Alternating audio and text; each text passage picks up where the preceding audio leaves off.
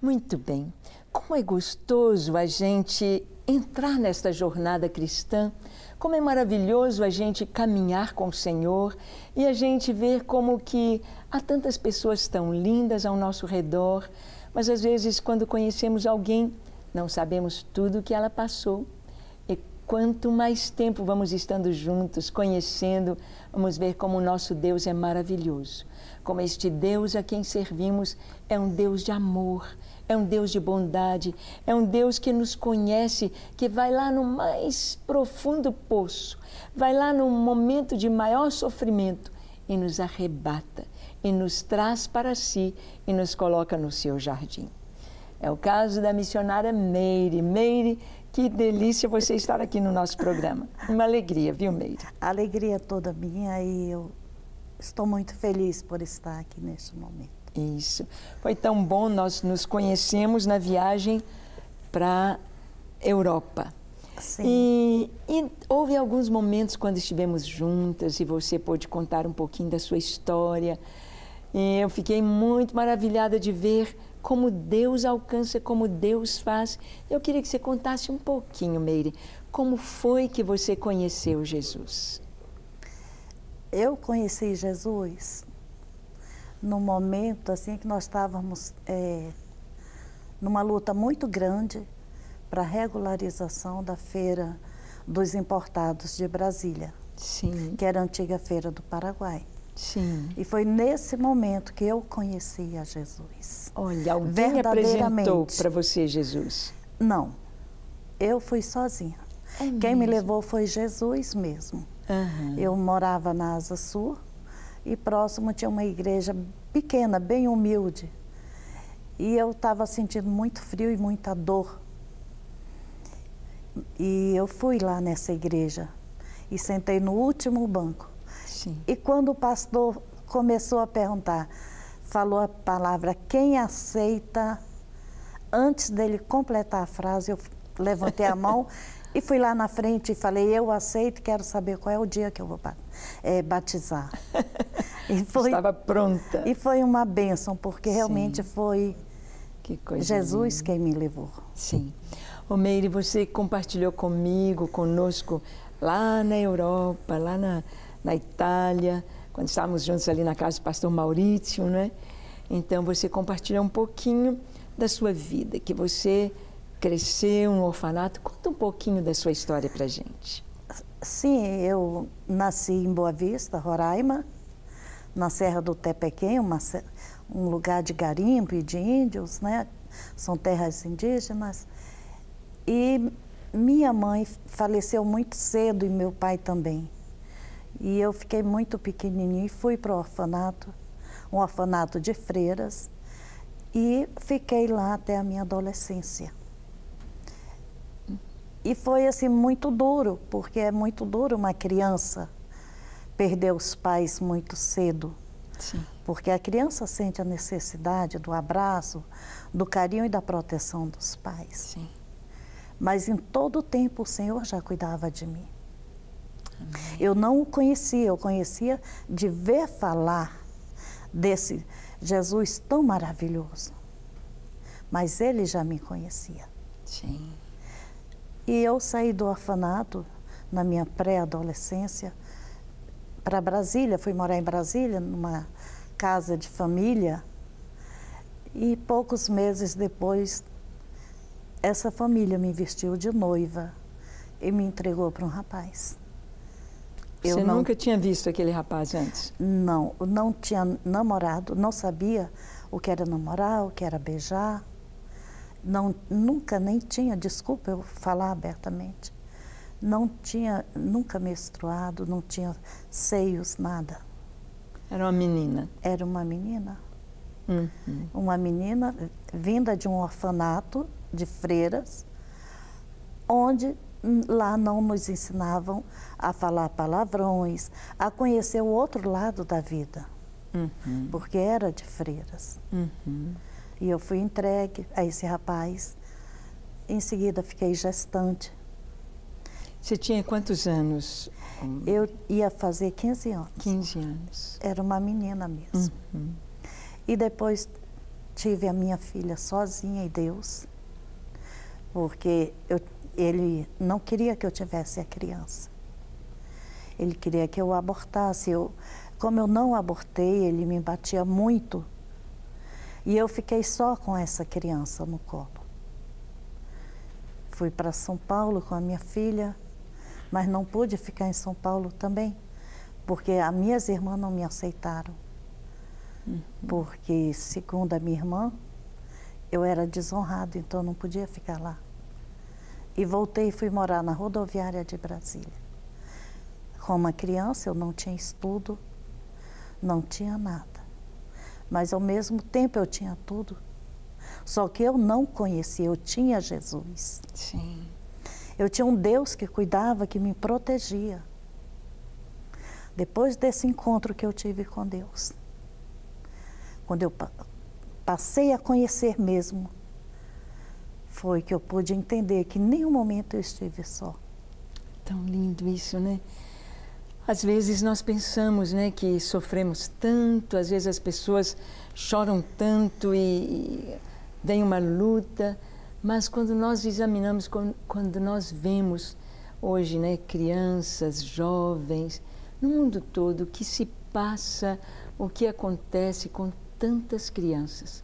Por isso nós precisamos de orar, de cobrir, porque nós sabemos que a nossa oração vai e o Senhor abraça e o Senhor cuida, não é, Meire?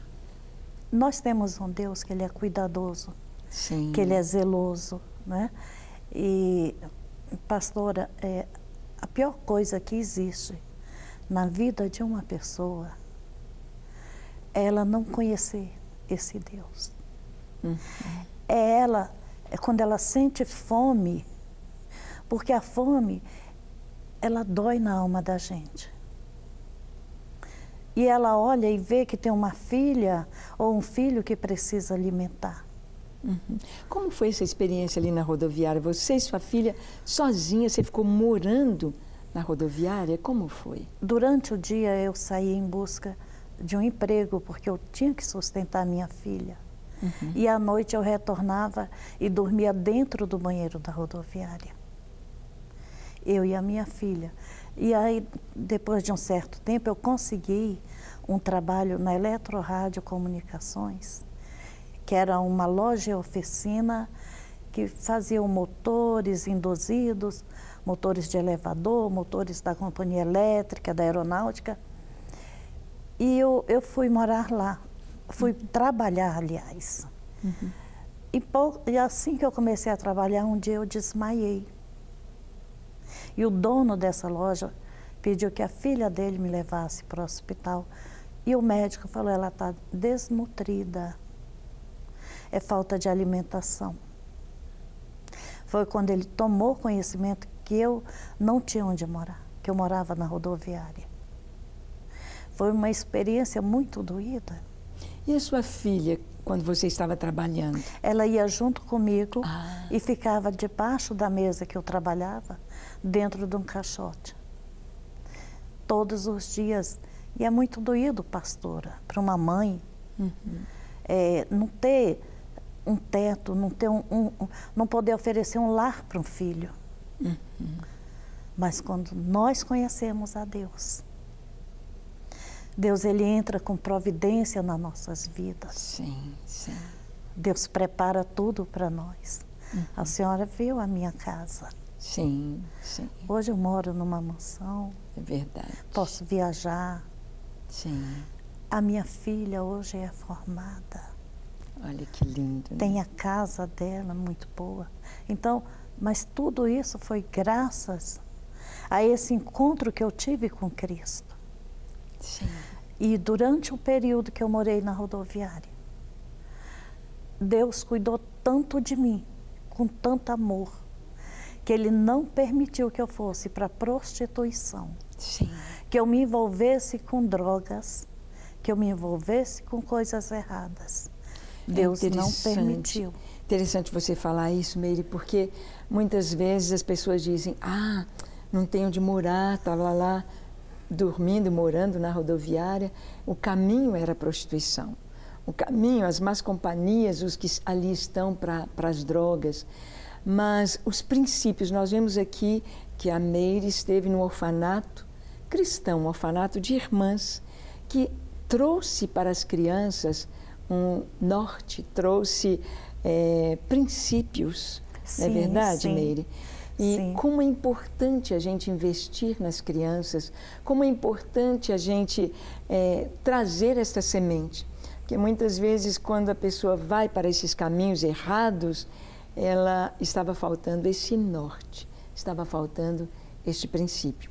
Mas talvez você queira saber um pouquinho mais a respeito da Meire. Nós estamos vendo aqui um pouquinho da sua vida e nós queremos conversar um pouquinho sobre como ela chegou a ser uma missionária e como nós estivemos juntas ali na Europa, nestas viagens, no nosso congresso continental, na Itália, indo à Suíça, indo à Polônia. Então, quero que você veja um pouquinho, uma pequena reportagem sobre o tempo que estivemos juntas com uma equipe de outros pastores também na Europa, no nosso congresso continental. Como Deus pode tirar alguém lá da rua, desamparada, sozinha, e o caminho como Deus traça, fazendo de nós uma bênção para o mundo. Assista este VT comigo. Vamos lá.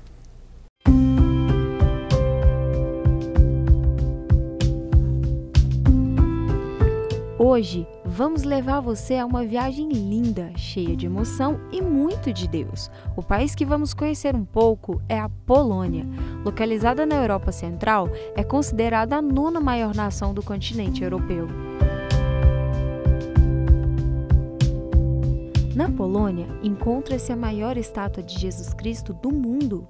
Medindo cerca de 33 metros de altura e pesando cerca de 440 toneladas, ela atrai muitos turistas. Um costume no país é pintar os ovos na Páscoa e levá-los à igreja para serem abençoados. Os poloneses consideram a Páscoa um feriado santo muito importante. Na Polônia, a liberdade religiosa é garantida pela Constituição. A nação é pluralista, ainda que predomine o catolicismo, com 75% da população polonesa como membros. Agora que você sabe um pouquinho sobre esse país, é hora de ver como foi o trabalho do Ministério Gideões 24 Horas Diante do Senhor na Polônia. A equipe de missionários ensinou e ungiu Gideões na Polônia. Momentos de muita felicidade. O Senhor falou muito comigo aqui em 1 Coríntios 4:2. O pastor Paulo pregou aos poloneses e fez questão de alegrar a todos com um belo louvor ao som da gaita que ele toca tão bem. Oração, louvor, adoração e muita unção. Falar para a Igreja do Senhor é algo que toca o coração dos missionários. É sempre muito importante para o ministério pregar a palavra de Deus aos 4 cantos da terra. A igreja também é lugar dos pequeninos. Assim, eles nunca ficam de fora. Afinal, as crianças são o futuro da congregação. Depois de muito trabalho, chegou a hora de conhecer um pouco sobre o país. Estamos aqui no centro de Varsóvia e agora eu estou levando a equipe para conhecer um pouco da cidade antiga, uma cidade que remete à Idade Média e ela foi totalmente destruída, né, na Segunda Guerra Mundial, mas depois totalmente reconstruída também. Nós vamos conhecer um pouco da cidade. Ah, que bonito. Vamos lá. Vamos pegar o metrô agora.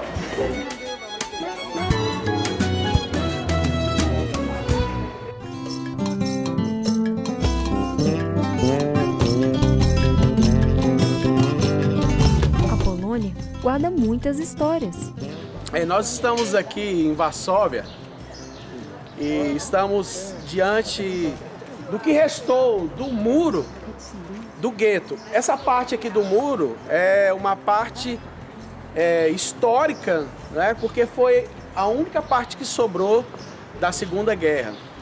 E o gueto ele compreendia exatamente uma área que foi fechada aqui em Varsóvia principalmente aqui na área central de Varsóvia, onde foram colocados, né, todos os judeus, em sua grande maioria, e parte também de ciganos e testemunhas de Jeová e também homossexuais. Mas a maioria eram de judeus. E daqui, do gueto, eles eram levados para os campos de concentração, e principalmente o campo de concentração de Auschwitz, que está a cerca de 300 quilômetros aqui de Varsóvia. Então hoje o que resta do gueto é somente essa parte aqui do muro, é a parte assim original de tudo aquilo que restou do pós-guerra. E podemos ver aqui, ó, que existem 3 aberturas onde foram sacados, né, 3 tijolos que foram levados para outros museus. Um foi para os Estados Unidos, em Houston, outro para Jerusalém e um outro tijolo que também foi tirado para ser enviado para a Austrália. É interessante observar que nós temos algumas pedras, né, que são colocadas aqui nesse memorial daquilo que foi o gueto e o massacre, né, do período de guerra, da Segunda Guerra Mundial.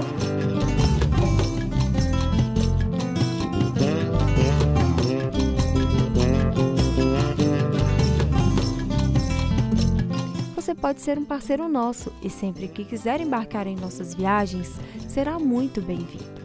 É muito simples ser um missionário. Doe tempo de oração ou recursos financeiros. Ligue no número 3429-1400.